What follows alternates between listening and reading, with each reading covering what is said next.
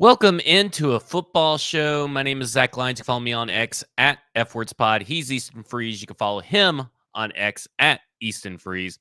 Braden is unfortunately dealing with a family issue, so he will not be here today. And just a reminder, the next 2 Mondays, that's Christmas and New Year's Day, guess what? We're not going to be doing a football show on Christmas Day and New How Year's dare Day. no dedication.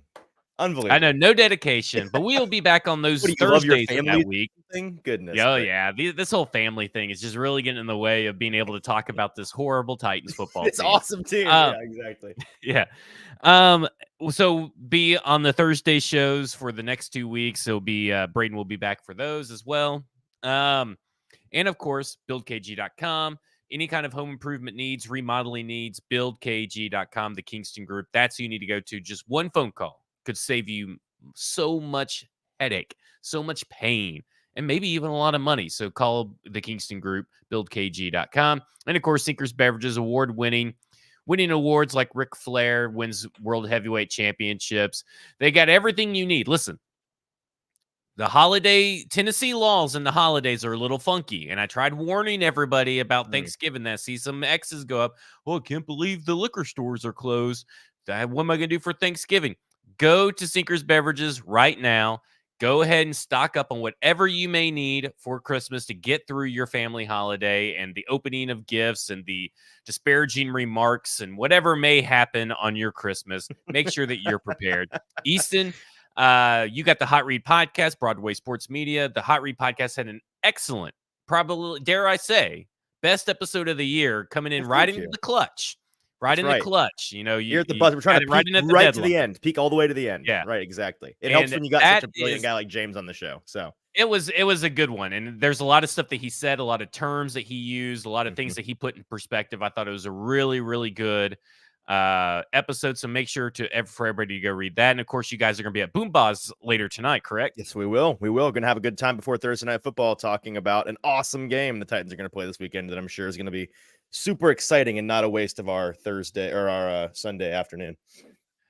Yeah, we'll see. I mean, there could be a Christmas miracle. That's all we can really hope for. Be entertaining. That's all I'm asking for. Yeah. Just entertain me somehow. Yeah.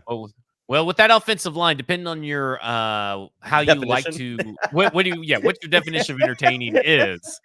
Yeah. Sometimes that offensive line can be quite hilarious if you're a fan of opposing pass rush, it's going to be a great time. Yeah.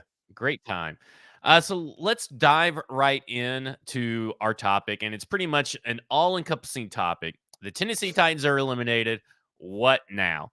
What is there for the Tennessee Titans fans, for the players, for the team, the staff? What can they gain these last 3 games? And we've heard a lot of interesting comments from the players that are going to be here next year, players that hope to maybe be here next year. And we just got a lot to talk about. And I think one of the things to start off with is talking about Will Levis, who made comments a few days ago. And he said when he was asked if he was going to play, who he keeps referring to it as a rolled ankle. Some people are calling it a high ankle sprain.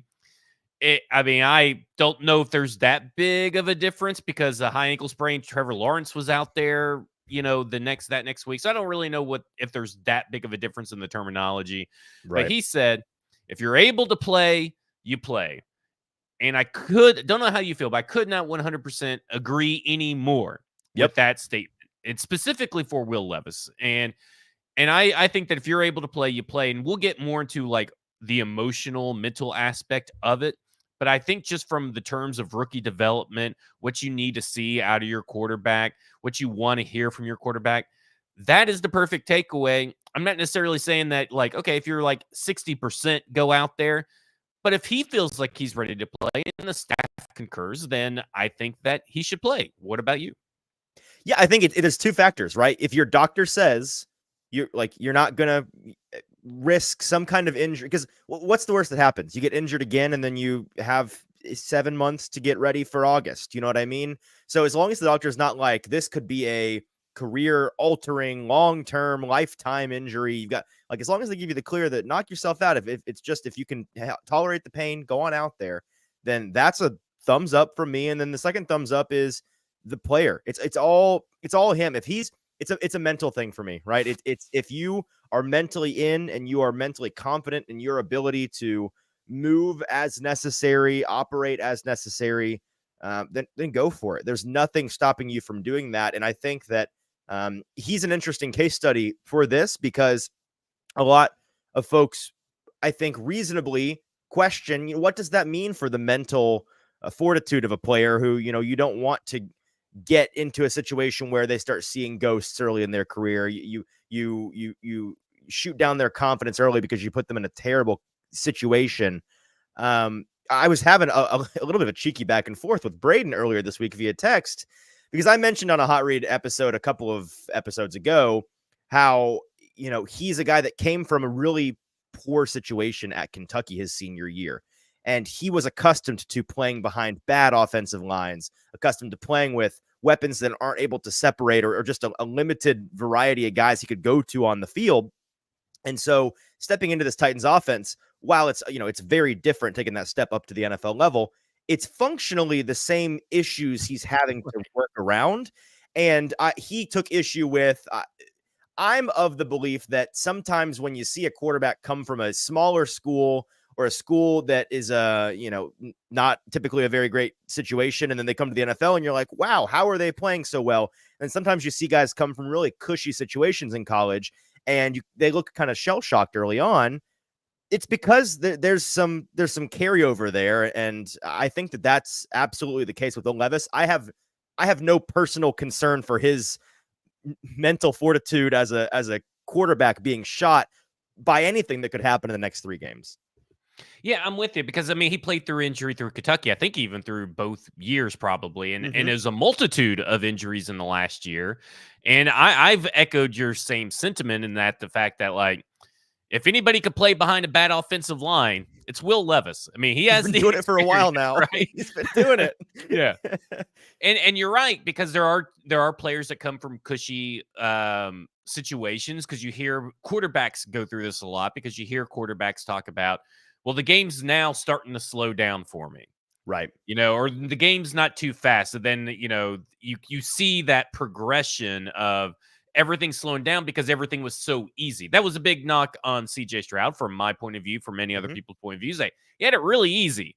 And while he still is not like, I think if people are looking at the stats and thinking he's like highly accurate, while he still is not highly accurate by completion percentage over expected or any of the other stats. And even when you watch the games, if you really watch the games, he's still putting together a good year. So he's still putting that stuff. We'll say, gonna miss another game for concussion. Maybe if he had a higher S2 score, he wouldn't be missing this many games. Just throwing that out there. Everyone knows your intellect also pertains to your brain's physical ability to recover. Yeah, that's science. And Kenneth Krall brings up a good point. The way Bryce Young looks behind the Bama cushy situation in one of the few worst situations that Tennessee Titans with the Carolina Panthers, and how Will Levis comes from a bad situation to this kind of similar situation here. It's not rocket science. It's like anything in life. If you've done it before, then you're going to be more comfortable doing it. If it's a completely new situation for you, everyone started a new job before where it's completely different from what you're accustomed to, or you've never done something like this before. In the first couple shifts, your first couple weeks, you feel like you're just trying to tread water and keep your head above the surface because it's a lot. And that's something that I think pertains to quarterbacks and the situations they come into the NFL into. Hayden Fiedler just got in here, but did you guys see the news about Tepper? I did not, but I did see the news that Ben Johnson was wanting. Oh, he's on the Epstein. No, he's not. He's not. Oh. You got Hayden. You got. That was a fake Adam Schefter account. And unless it was a joke this morning and now is real. I saw it and it was a joke. So I think you got Hayden. Okay. Because I hadn't seen Schefter say that. So that it was a fake Schefter account. Although, frankly, it is one of the more believable names you could see. Like, it wouldn't shock me if I saw that on the list. So I don't blame you for getting Hayden. But I did see that Ben Johnson, Josina Anderson is reporting that Ben Johnson wants $15 million per year. You know what? Speaking of David Tepper, he's probably the only guy that will give him $15 million per year. You better hope it works out for that. I'm good on Ben Johnson right now. I, too, would like $15 million per year, just to put that out there. Josina Anderson, you can report that. Ryan Tannehill's going to play over Malik Willis. I think Ryan Tannehill playing I don't really care. I know I a was lot of about to people ask you, have do these you like care? strong opinions, like Yeah. about whether it's Malik Willis or Ryan Tannehill. Like I would enjoy watching Malik Willis play because I want to see just the absurdity of what he will do and how bad this offense will just regress under Will Levis. Ryan Tannehill will likely just be what we've been watching with Will Levis with less. I mean, maybe not less deep shots. They were 1 and 2 in deep shot percentage. Did you know that? Ryan Tannehill Oh, like still ranked number in 2 the whole league? in the whole league. I did not know that. They have the highest percentage of their dropbacks go for deep shots. So I would love somebody to do me a Isn't that favor and crazy? let's take those deep shots and then let's look at hit rate, because I feel like that's a very different story. I don't remember Tannehill hitting a ton of deep shots during the early portion of the Well, year. I know that But I am speaking of surprised that, by the fact that they took so yeah. many. So I mean, it may not really be that big of a difference as far as Well, and what does he have to lose? what Just you let it see. rip out there. Just take a Yeah, just shot. let it Like, rip. who cares? The the attempts, like Will Levis is 22.2% and Ryan Tannehill is 18.4%. Okay. But you're right. Ryan Tannehill connected on 27.6% as a completion percentage. So Yeah, there we go. it's not There we good, go. but He's taking them. He's just not making them. he's taking 'em. Right. Yeah, yeah. But I just thought that was odd for those that don't think the Tim Kelly offense is that different. They're the top 2, and I don't remember any time the Tennessee Titans have attempted to that high of a rate of deep shots. I'm old enough that to they would remember still times lead under to Todd this Downing day. when people were begging, screaming, crying on their knees, wailing for, throw the ball downfield, please. I'm dying for you to try this. Yeah. So do you care about the Ryan Tannehill, Malik Willis, who should start, what's best for the team? I mean, because I know a lot of people think, oh, well, you just throw Malik Willis in and then, we're just going to lose all the games and that's best for the Tennessee Titans. And we'll talk about whether that's best or not. But do you care about that topic? Like, I think that's a weird topic that everybody's kind of like emphasized a lot this week. I care like I care about the pair of pants that I wear. Like, yeah, I have a favorite pair of jeans, but if they're in the wash, like I'm fine to wear the other ones. Like it's not going to bother me the rest of my day. Let me ask you this, like, if it was truly up to you, if Mike Vrabel came to you and said, Zach, we got to like, who do we play today? I don't care. What do you want us to do? Would you have a preference? Do you lean one way or the other? Well, I guess I would say, do you want us to win or do you want us to lose? You know what I'm saying? Like, if you want to, that's why I'd ask Mike Vrabel, like, Coach, what do you want? What do you want the What's the message goal to here? be? Right. Yeah, what's the goal here? Do you want to be competitive or do you just kind of want to like put Malik Willis out there? And I've seen a lot of people say that, well, we got to see what we got to Malik Willis. Well, we've seen it. Yeah, about to say, and then I've seen other people say Ryan Tannehill should, gracefully back out of accepting this. Well, he still got played for free agency a little bit here. He can make a little bit of extra money. Right. And sure, he can get injured as well. It's a big risk, but it's the risk you got to take. And I feel like a competitor mentality that Ryan Tannehill has, he's going to take that risk. So it just comes down, do you want to win or do you not want to win, or the best chance to win? And the best chance, if he answers best chance, it's Ryan Tannehill. If he says, I don't care, then let's throw in Malik Willis. For me, it's a mild preference, and I mildly prefer Tannehill for a couple of reasons. One, the romantic in me, just from like a narrative standpoint, and this season's already, the Titans aren't playing for anything at this point. I do like, from a narrative standpoint, that the guy that has brought an era of a lot of winning to Tennessee for the past half decade or so, to kind of just get one last ride. Now, it might not be pretty, it might be very ugly, but just to see him out there one more time, I think will be cool for the more romantic fans out there. And I don't think it should piss anybody off that isn't romantic about Ryan Tannehill, because who cares? They're not playing for anything. Like you said, the downside is you are more likely to win if Ryan Tannehill's in the lineup. But the reason why, besides the romanticism of it, that I wouldn't mind seeing him in there is because I do think there will be I know there will be opportunities in the next 3 games for us to further evaluate some of the players on this team. And having Tannehill in there it's like chemistry class in high school. Like he's a control that you can plug into this equation. And I feel like I can much more accurately evaluate Treylon Burks, Kyle Phillips, Chigakonkwo, Derrick Henry, Tyjae Spears, the offensive line's ability to maintain a pocket, and he's going to stand in there and not bail from a clean pocket all the time. So that control element of the offense, I prefer just from an analysis standpoint. With Malik, I think it'll be a muddier situation to try to parse out what exactly we're seeing in these next 3 games. But again, I don't really care. Yeah. I think that's a good way to look at it. The control analogy there worked much better than your Pandora's box analogy from earlier in the week. Kenneth makes a good point. Vrabel's going to make us all angry and inexplicably go on a 3-game winning streak. I wouldn't say it's inexplicable because I would say it's pretty easy to explain. That's just what Vrabel is. Whether you think that he's an idiot or you think that he's a hater or he's a troll, the guy just wants to win, and this team kind of wants to win too. They do not. Sure. The team and the fans care more about the draft pick than the players do, right? Like, and the job of the coach is try to get the most out of your players. So the coach can't care about the draft pick at this point in time. I mean, they're getting the most. So I could totally see Vrabel going out and winning these 3 games. I'm expecting them to win at least 1 game. I'll be genuinely surprised. I'll be genuinely surprised if they don't win another game this year. I'm not hoping for that. I would like for them not to. But I will be pretty shocked if they don't win one of these last 3 games. I'm not thinking they're going to win all 3, but I'll be pretty shocked if they lose out. Just now realized I've left out the T and Titans in our little graphic. Titans. They don't deserve. What's funny is that I had this the second graphic I made because I misspelled eliminated and left off a letter and eliminated. Apparently did not check Titans there, but that is what it is.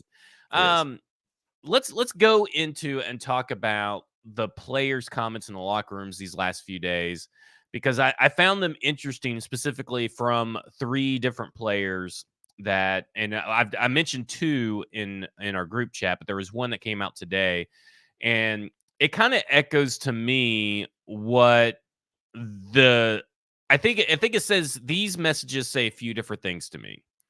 It says that Vrabel's message is coming in and they're accepting Vrabel's message because that's been the big theme up and down. What is Vrabel's message? Are they buying in? Are they not buying in?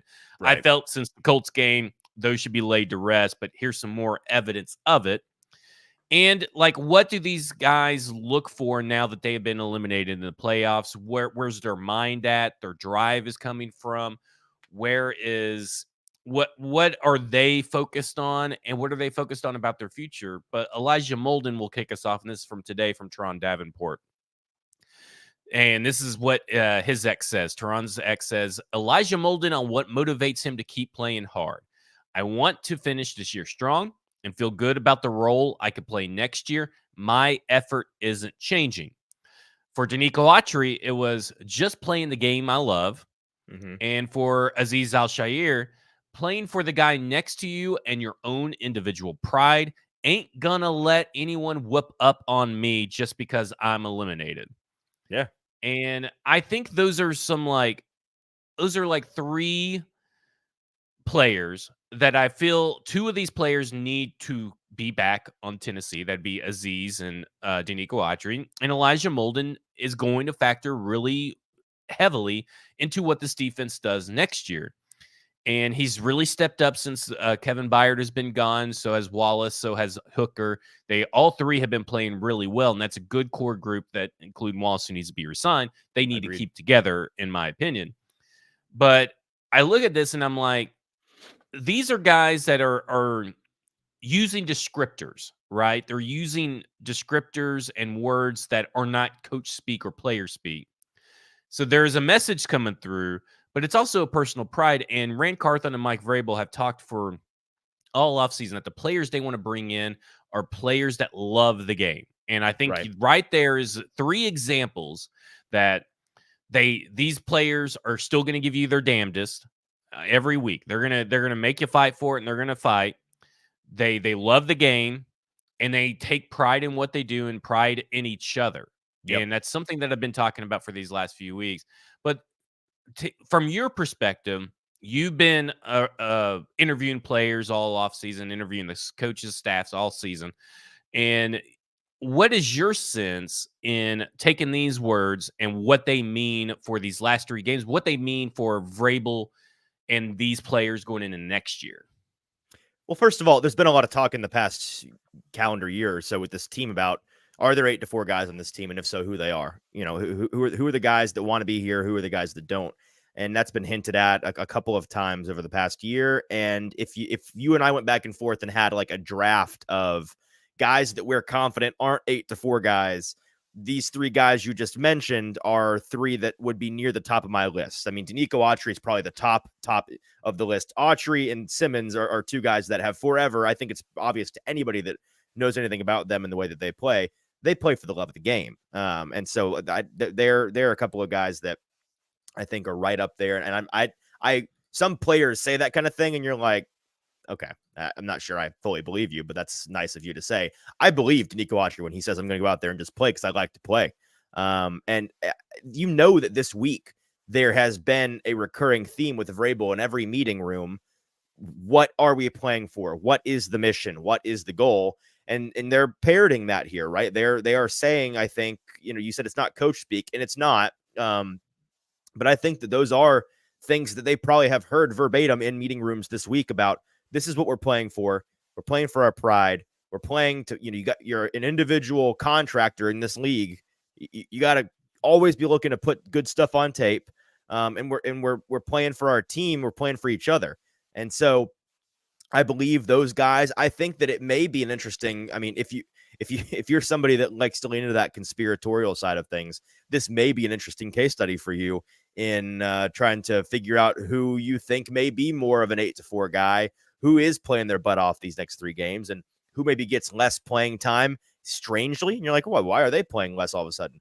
Maybe it's because they're not showing the effort out there at practice. They're not showing the effort out there in the games to warrant that playing time. And so I think that it's funny that Titans fans are so befuddled by this week. And you've seen a lot of folks talking about how this is the first game that Mike Vrabel has, I think, ever coached in which they are already out of the playoffs.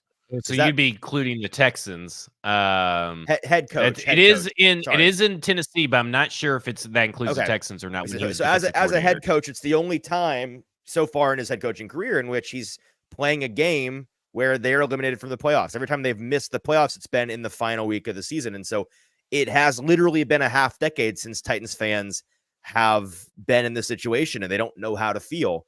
But it, like Paul Karski, I think, said on Twitter earlier this week, like, this is not uncommon. Teams every single year, many teams play games that you're playing spoiler and you're playing for your pride and you're playing for the tape, and that's it. So that's where the Titans are right now.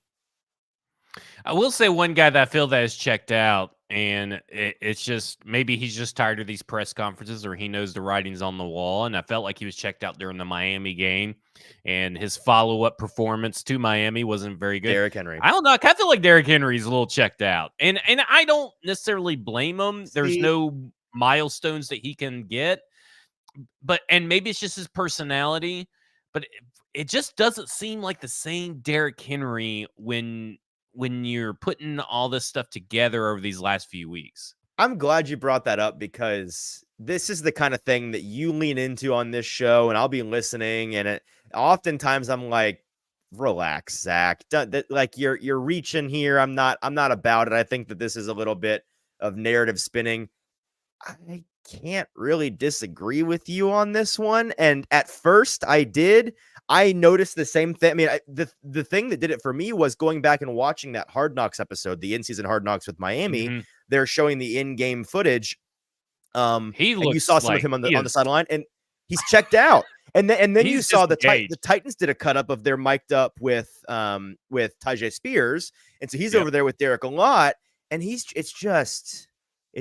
like he's not in there, and it's been the same thing at every turn since then. You like it, and this is people are gonna think like what, but it's been everywhere. You see the photo shoot where Will Levis won the Angry Run scepter, and Derrick Henry is handing him the scepter, and like it's a whole ceremony thing, and the whole time Will's got this big old smile on his face, and it's a good time. And Derek's just, it's not. And to be fair to him, that is part of that is his personality, right? That's always, he's always been that guy with highs and lows. He's a very even keeled guy, no matter what. He's pretty low key when you're talking to him, but it's gone a step further than that in the past 3 weeks or so. I agree with you. And I'm curious as to what that indicates. Maybe you're right that it's as simple as he sees the writing on the wall. He knows that this is maybe the end for him in Tennessee. He indicated as much in his press conference after last week's game. That's not to say that he doesn't want to be back or the Titans don't want him back. We don't know. But I think that part of it is that, and part of it is probably the fact that, like you said, there aren't any more milestones to hit. I'm sure there's definitely some serious frustration at this point having to run behind this offensive line, because no matter how much of a step you believe he's lost, he has to be feeling, and I think rightfully so, I am so much better than some of the games that I've had this year. And that's not entirely my fault, man. Like I would love to run behind a line that gives me any kind of chance sometimes, and I don't have to feel like I have to press every single game, and then it forces me into some bad decisions and all of these things that I think have been plugging him, along with the fact that he's lost his step. So I think all of that piling up has led him to he's not an 8-4 guy. We know he's not an 8-4 guy. No. He cares. He's going to be playing hard, and he's going to try to win these games. But I think at the same time, he's already checking airline flight prices to Aruba, as frankly I probably would be too in the same situation. Yeah, I don't blame him at all. I mean, he's had a good run and everything, but it just has not been his year. It's been an obvious decline. And listen, when you're a god and you kind of like when you're this immortal, right? Or like here's a good one. Samson, right? Samson lost his hair, but he was still strong enough to pull down all the columns and everything like that, right? Guy's haircut. And Derrick Henry's still strong. He's still a volume-driven and quality running back, but he's just not the immortal. He's just not the super strong. He's just not, Superman that he once was. And so his decline still looks good compared to some other running backs that have declined sharply.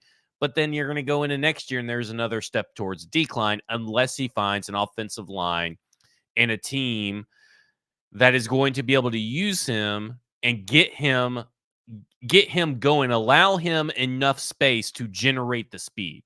Because that's really the issue that we're having here, is that the Tennessee Titans are about league average in yards before contact, right? But the problem is that when you're and I think after this last week they're below, but it's a one game sample size that really is going to skew the numbers. Yeah. But I think when you're so slow in getting to your high speed, that it's a bad combination with how this offensive line is set up right now. And that's why Tyjae Spears is so much more effective, because he can hit those top speeds so much quicker. So even if the blocks aren't holding up long enough and the yards before contact is still a little high, then he's still going to be able to make something move.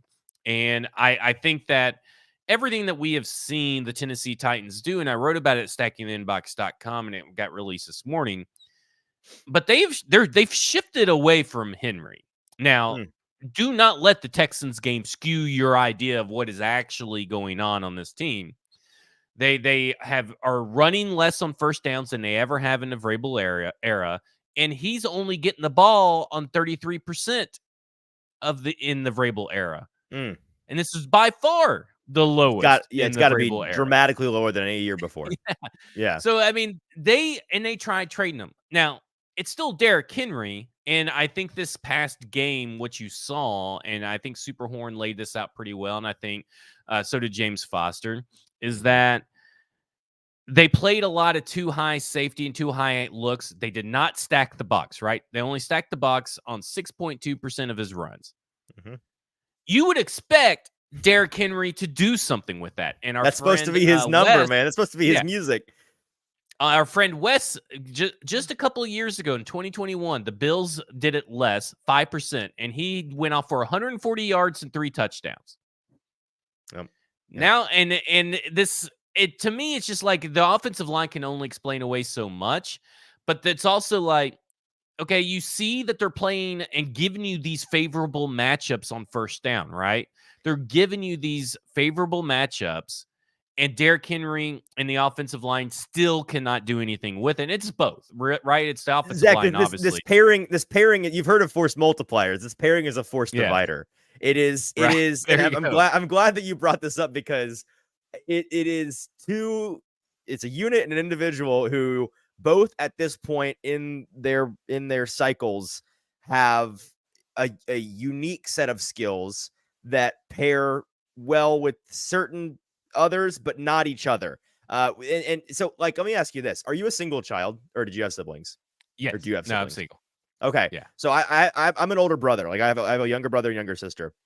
For anybody that's an older brother, with Derrick Henry, I think a lot of the frustration, like you were pointing to at the Samson example, it's like when you're an older brother, and for years and years, you could put your hand on the forehead of your brother and he couldn't reach you, and you could kill him in arm wrestling, and you could throw him around and beat him in wrestling. Like everything is easy. You can punk him, like you dominate. And then one day, little bro like starts hitting the gym, hits puberty, gets into high school, and suddenly like you got to start stretching if you want to hang, and suddenly you're equals, and it's like this sucks because like you said, you're no longer that immortal, you're no longer untouchable.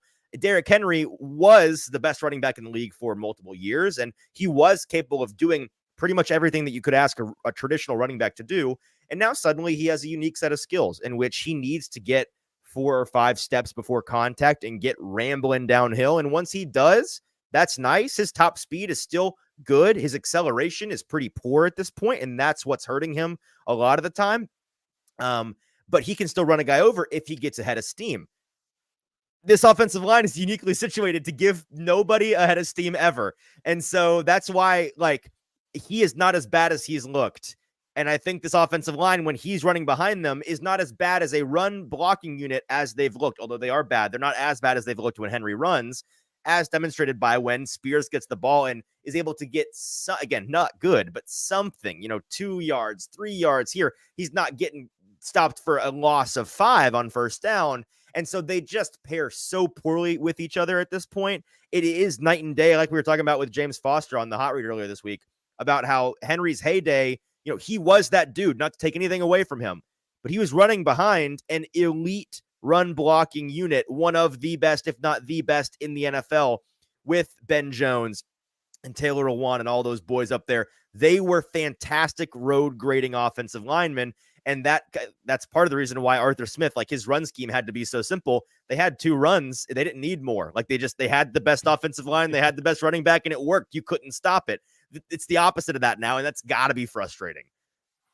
Well, and also, when you talk about run blocking, and a run block win is calculated as 2.5 seconds. You hold up your defender for 2.5 seconds, then you got Interesting. Okay. Well, okay, so that's what is classified as a win. Okay. So even if they come in at 2.6 or 2.51, it still counts as a win, right? That still sounds fast, but that still counts as a win. Right. Not all wins are made equal. Yeah, and the problem is that Derrick Henry, and to illustrate, I think this is a good way to illustrate what you're talking about. Okay, so they're 2.5 seconds. They're pretty good in run block win rate, which they're about 17th, I think, in run block win rate. But Derrick Henry, it takes him 2.96 seconds to reach the line of scrimmage on average in week 15, and 2.79 on the whole season. That's not compatible, boss. That doesn't work. That's not compatible. You can't do it.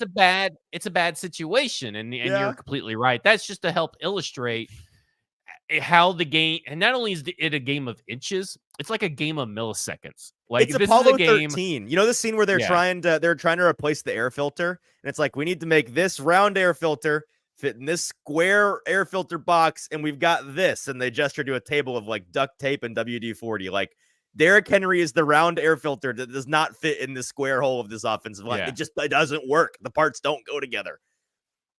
And listen, if he comes back for fairly cheap, and I'm talking about under $5 million per year, like an easy deal, team-friendly deal, I'm not going to be totally upset with it, because they're not, they recognize, right? You don't lower a 2-down running back first down carry, right? Does Mike Vrabel recognize it yet? I mean, you can't say here. I don't know if you're alluding to this, but I've seen people allude to this, that Mike Vrabel has an influence, an unescapable influence about Derrick Henry, right? Or I don't think it's about as what this aggressive team as folks does. think, but I think I think if Tim Kelly had his druthers, he would run Henry less than he does. But he's already running them less, right? So he's like a Yes, two-down running he's back. See, slowly starting to get his way. Yeah, 100%. yeah. So my thing is like it's okay. So he's a first down. If he's a two-down running back, which is first, second down, which they Yep. have clearly shown that they do not in 2-minute drills in hurry up offenses, they don't want Derrick Henry on the field. Yep. So he's a two-down running back, even more limited than a normal two-down running back. Mm-hmm.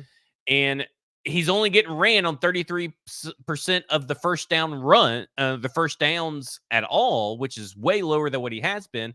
They recognize something is going on. They try to trade him. Like they recognize the decline's coming.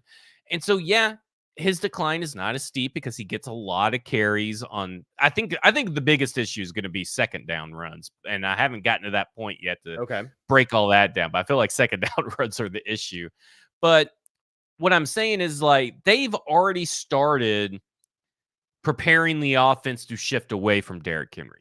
Not shift away from the run, but shift away from Derrick Henry. And I think since they have started already doing that, I don't see a path for him to be here next year.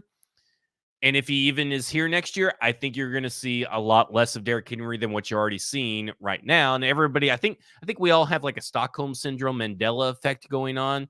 He's on pace to have his least amount of rushing carries, right? So like he's just not getting used as much. But I think we've been so conditioned to run, pass, or Derrick Henry, pass, Derrick Henry, pass to Derrick Henry, that we think that something's happening when in reality it's really not. And I also think the recency bias of and being prisoners of every moment of this Texans game is really skewing the season outlook of this team. Well, and you and I engaged with some folks on X earlier this week who were talking about how like it's, the run rate is just too high, and you pulled some of the actual numbers and you're like, no, it's not. It's pretty acceptable. It's the way that they're running. It's the personnel that they're deploying in order to run. That's the issue. And I agree with you entirely. I don't obviously I don't disagree that there's a very plausible likelihood that Henry is no longer here next year, whether he is or not. And I think the team would be interested in keeping him around at the right price. I really question whether or not those two sides' prices are going to line up at all. If he's not, whether he's back or it's somebody else, I don't envision them turning the full workhorse workload over to Tajay next year. I don't think they want him to be a Derrick Henry level volume. I think they want to be committee style like they've been this year. And so I think it's interesting to think about what that may look like. You've alluded to this comparison all year long, and I think it's absolutely right. I don't mind them for a year or two rocking with a Tony Pollard, Zeke Elliott style, like you use Henry just in goal line, short yardage, and maybe fourth down when you're trying to like just run the clock down or the defense is really worn out and you just want to pound on them, like very niche circumstances. I don't mind that at all. It just depends on the price. It all depends on what that number looks like. And I have a feeling that Henry, and rightfully so, I believe he has a lot of tread left on his tires in terms of the beating he can take, just because he's still built like a tank. He's still a freak of nature. He can go and have that workload, I think, and stay healthy. It won't be nearly as effective as a workload. I don't know if a team would want that, but if there's a team out there looking for a real bruiser, they may be willing to pay him twice as much as the Titans are. Yep. I think I look at, the Ravens were obviously interested according to rumors. So, I mean, if he's a free agent, Gus Edwards, if he's smart, he won't do that because the Ravens running back room it's got a hex on it. Everyone dies. You shouldn't do that, Derek. Yep. I was about to say two of those players, Gus Edwards and J.K. Dobbins, are both free agents next year. So they need somebody. You talk about pairing someone with Tajay Spears. I'd be almost doing a swap. Give them Derrick Henry. We'll take Gus Edwards. Gus the bus, baby. And I like Gus. Yeah. I think that would be a good thing. I agree with James, who talked about Braylon Allen on your all show. I would throw in the name Isaiah Davis. But they're a running back, Deontay Foreman, a running back like that you can find in the draft. You can find it in free agency. Is not necessarily have to be Derrick Henry. They because are available. They're out there. Yeah. I do think Tajay Spears shown that he could be I don't know if premier is the right word. I don't know if you consider what Tony Pollard was as premier, but I think he's a guy that can carry 50% of the touches or 60% of the touches, right? Like, I think he's a 60% of your running back touches need to go to Tajay Spears. And I would say I you think probably Tajay's handle physically 70 or more. I think he's capable of doing the Derrick Henry thing. I mean, Levis has talked a lot about after that Miami game, like he thinks Tajay may be the most conditioned guy out there on the field ever. Like, physically, I think he's capable of it. I just think he's like a lot of players. There's a reason why Derrick Henry may be a future Hall of Famer, in my opinion, is a future Hall of Famer, and certainly has been an anomaly as a running back in the modern era. Because dudes rarely are better suited at that workload. It's a lot like you were talking about with Arden Key on F Words last night, where you'd love to see him more in a rotational role, not because he's not physically capable of handling an every down role, but most guys, their output is on a bell curve. It's like, there's a number in there, whether it's 50% of the snaps, 60%, 70%, where you're getting enough rest to be your best when you are out there. Henry is one of the very, very, very rare exceptions where he is at his best when you do nothing but run him get him out there on every single snap. The longer he's in the game, the better he gets. That's rare. I don't think that's the case with a Tajay Spears style runner. I don't think it can be. Yeah, I'm with you. I think his effectiveness is going to be tied to his usage. Yep. And you really want someone of his size anyway to have a lot more longevity. But that's a guy I look at like we're talking about now. What now for the Tennessee Titans? Right. And over these next 3 games, a lot of guys are looking to either rebound from their poor starts or get better or end the year on a good note. Mm-hmm. Peter Skoronski said today to Jim Wyatt that, I got things I still want to work on and improve upon, and playing my hardest these last 3 games will really help me improve, put stuff on tape and this and that. And I look at a guy like Tajay Spears, who has been phenomenal in his rookie year. I would label what he has been able to do behind his offensive line, what he's been able to show when the first person touches him, and how hard he is to bring down. That, like, he's had a really, really great year. Yeah. And I also view it as this is his rookie year. Now you get him more touches in the second year. Now you get him another year of off-season training of looking at tape, improving technique, improving this and that, and give you're him a better offensive line, right? Give him better offensive line. So we look at that, and I think okay, I am excited to see what Tajay Spears does these next 3 weeks. Yeah. I am excited to see Peter Skoronski prove everybody that has overreacted and said that he is Chance Warmack. I'm excited to see Peter Skoronski put those haters to rest as well. Haters is way too kind. Morons. Yeah. Idiots. I'm excited to see if Chig Okonkwo can keep his trend going. There are things that to look for, and I think that those 3 are at the top of my list on the offensive side of the ball. No Burks? No Burks. I mean, you'd like to see something, wouldn't you? Yeah, I guess, but I'm not expecting it. So, I expect let me ask you this: is there anything that Treylon can do in these last 3 games that would change your opinion of Treylon Burks going into next season? If he got 100 yards in every game and at least 1 touchdown in every game, okay, because I don't believe that there's such a thing, and I don't think there's such a thing as momentum. I know you in think the NFL. I disagree, carries over from this season to the next season. Because okay, season to season. Okay. Yeah. Season to season. If Treylon Burks goes crazy these next 3 weeks, I don't know if that necessarily means that he's a guy for next year. I don't know if you should approach your offseason approach for the Tennessee Titans, you're the fans, is to say, wow, he was really wide receiver 2, or the guy that we drafted. He'll definitely be that guy next year. Sure. So I don't believe in that kind of momentum in the sense that, look at Chig. He ended the year really great, right? Yeah. Right. Chig ended the year really great, and then he came out and made a lot of terrible bricks mistakes for hands. Yeah. Yeah. So I don't believe that there is like a carryover factor because you see bad teams immediately get good. You look at the Houston Texans; they make all these changes. To me, it's about the surrounding players that you bring in, taking your good players, building around your good players with more good players. That's what changes your momentum, not ending on a 3-game win streak and everybody's happy and they have this false sense of security that everything we righted the ship. Yeah. But no, you really didn't right the ship.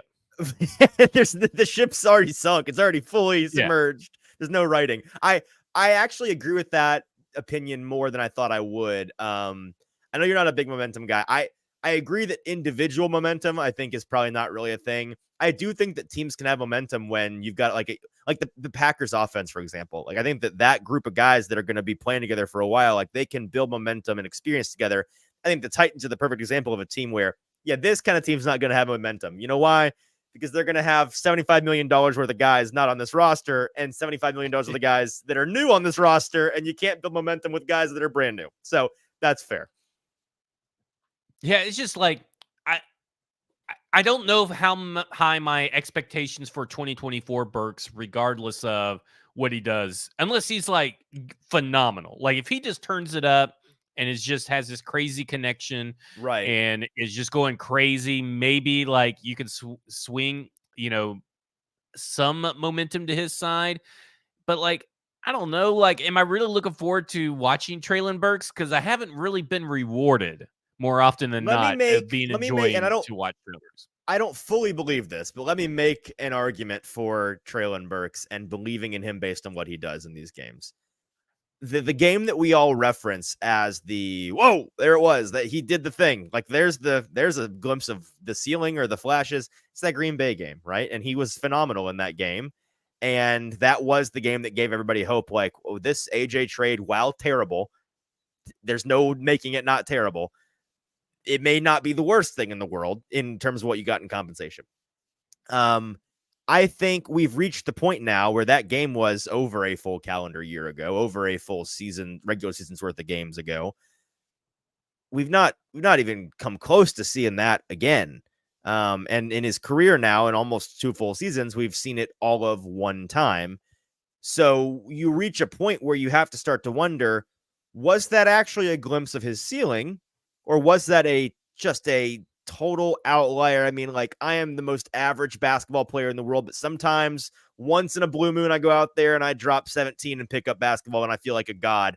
That's not reflective of my ceiling. That's reflective of a fluke. Like, is that a fluke game from Traylon Burks, or is that actually his ceiling? And I think what could change your opinion on that, or maybe solidify everyone's thinking, is if he did go out and have a game like that or two in these next 3. I'm not saying he will. I'm not saying I'm expecting him to do that. Frankly, it may not be up to him because depending on the quarterback situation, the pass protection, like it may not be an option to anybody. But if he could go out there and do that, then that lets me go into 2022 thinking the offseason narrative on him for me is, okay, at least one game in each of his first 2 seasons, we saw like, there's the thing. They've got to try to figure out how to harness that thing. If he doesn't, what I'm going to be talking about in July is going to be, man, it's been 2 years. It's been a lot of games. And besides the injury issue, that's a separate thing. We've only seen it one time. I can't, they say once is an instance, twice is coincidence, 3 times is a pattern. We need to get at least into coincidence territory with him, because right now it's just an instance, and that's kind of concerning. Yeah, I'm with you on that. The on the defense side of the ball, I want to see. I don't know really what I should Roger be rooting McCreary? for. I guess less Jack Gibby, I think would make. But who in his stead? Who, like? I guess this Garrett Warlow guy that they got, which looks just like Dylan Cole, so who's just like Jack Gibby, who's just like Luke Gifford. They're all the same linebacker. Industry plant. I will say this though. There is the rule of 3 for these linebackers that they rotate in. So Garrett Warlow could look good these last 3 games because Dylan Cole can only last 3 games. Jack Gibby can only put together 3 good games. He's not burnt his games yet. He's still got him to spend. Yeah. 100%. He's going to fool everybody. We'll see, I don't know if you saw, did you see James Foster's Titans grades thing that he put on YouTube, where it was Jack Gibbons X-axis versus Jack Gibbons Y-axis? Hilarious and incredibly accurate. The guy downhill. I mean, that's kind of the mark of every mediocre white linebacker, isn't it? Like they can explode downhill when they trigger, man, they get after the guy and it's violent. But then running sideline to sideline, they're just getting torched all day, every day. There's no hope. You're toast. No. Well, that, when you talk about the all white team versus the all The white black team squad. that was been going around, and I meant to ask Mike this question last night. I don't think the all white team's scoring a damn point. I'm gonna be completely honest. What? I think You they're think getting that offense can hang? not with the defenses. I think they're getting absolutely boat raced. No. They can out physical them. Here's what you do: you run a 0-5 personnel, right? It's all the white tight ends are out there. You just big bodies. You get Travis out there. You run Cooper Kupp. He's the great white hope at wide receiver.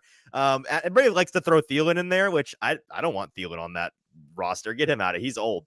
You need McCaffrey and you need Kupp, and then you need all the good white tight ends and try to just be bigger. That's your only hope.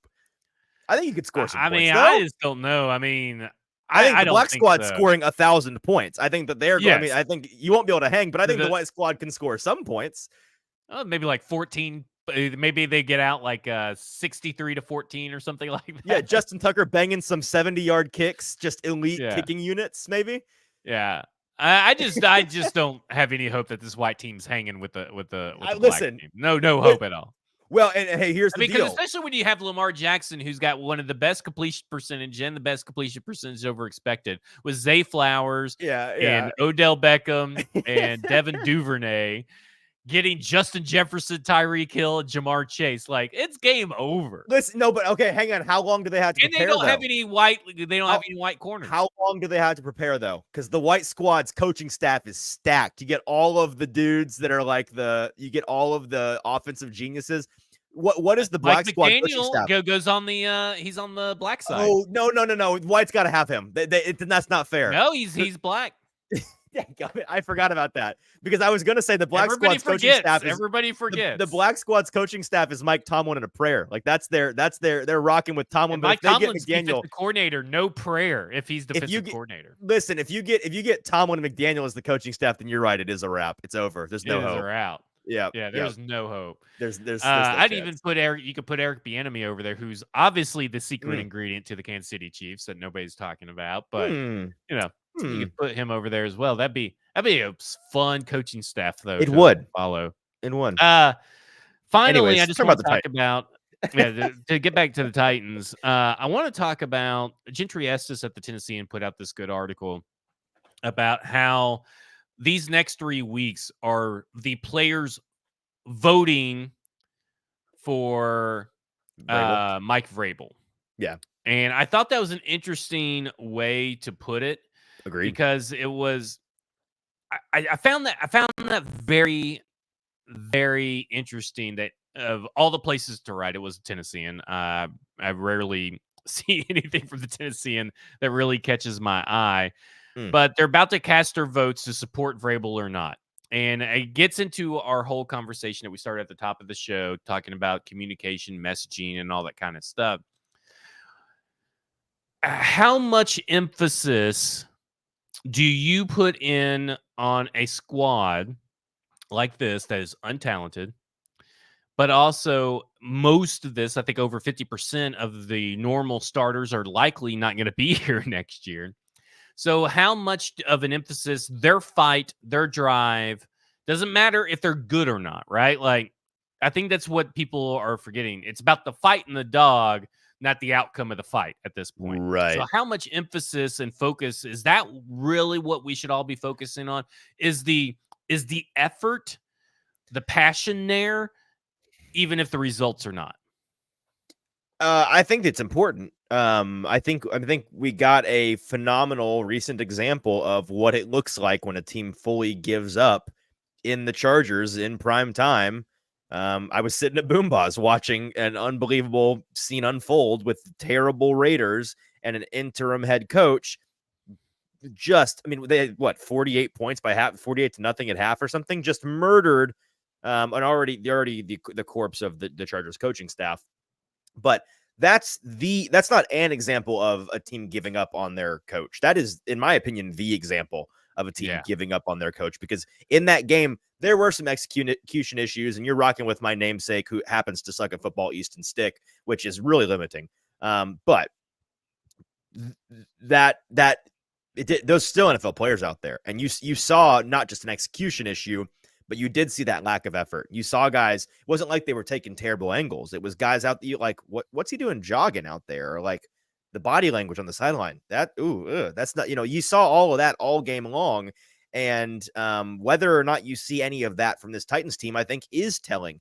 Now, I think we have other recent Titans examples in the Miami game, in the Colts game, of, okay, as of those dates, this team absolutely has not given up on this head coach. Like the message is still fully being received in that locker room. And so whether or not you get some of those games, these last three, where guys are kind of lollygagging out there, where you see, again, I think with Vrabel, I think he's a more savvy coach than Staley. I think his coaching staff, it's low bar, but they're a more savvy coaching staff than Staley's coaching staff was. And so it may come in the form, like I said, of some interesting names being out there instead of the guys you're expecting to see. And that, to me, part of that might be, well, you're just trying to see what you got in this guy. And, maybe it's just you're letting the veterans sit. There's nothing for him to gain. But some of them, I think I can envision instances where I'm like, this guy's not on the field. I'm surprised he's not on the field. And it makes me wonder whether or not he was putting in the effort during the week, whether his attitude is where the team wants it to be, whether the coaching staff is happy with the message, him receiving the message that they're trying to put out there. Well, so that frankly, that is one of the bigger things that I'm looking for down the stretch is that, does it matter to you at all?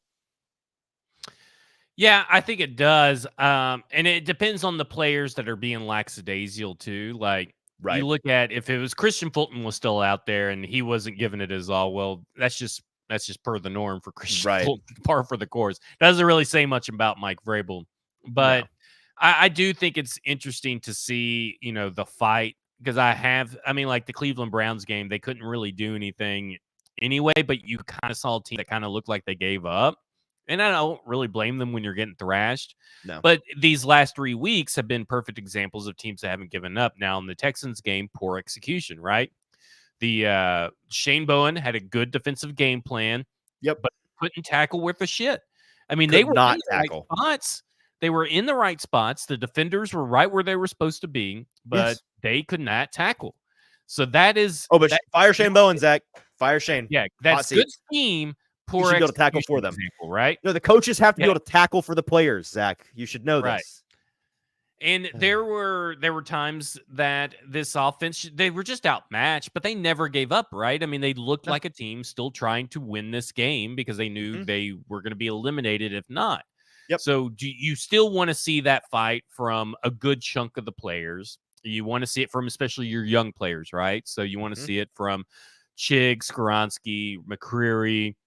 You want to see it from maybe the players that are fighting for a contract like Autry and Key. Maybe Autry's just rotational from here on in because he is old and all this stuff. But you want to see it for like Azeez Al-Shaair, Sean Murphy-Bunting. You want to see the fight. So Kayvon Wallace is another good example. You want to see them carry some momentum.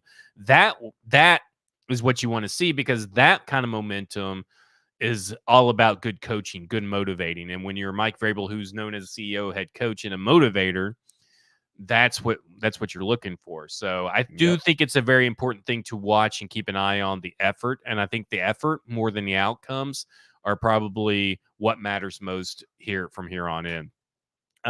Easton, tell everybody about Boomboz and Hot Read podcast. Yeah, you can check us out tonight, 5:30 Central Standard Time. Me and my producer, JT, going to be live at Boomboz in Spring Hill. Fantastic eats, fantastic drinks, great place to watch the game. If you're in the Nashville area, it's like a 20, 25-minute drive down the interstate. Very easy. So come hang out, doing the show, talking Titans, previewing the Titans game, getting into some more of the specifics about how they're going to match up. Let me ask you a question that we kind of danced around this and didn't even address a prediction here. At this point, are you thinking it's going to be Levis, or are you thinking we're going to see a Tannehill out there?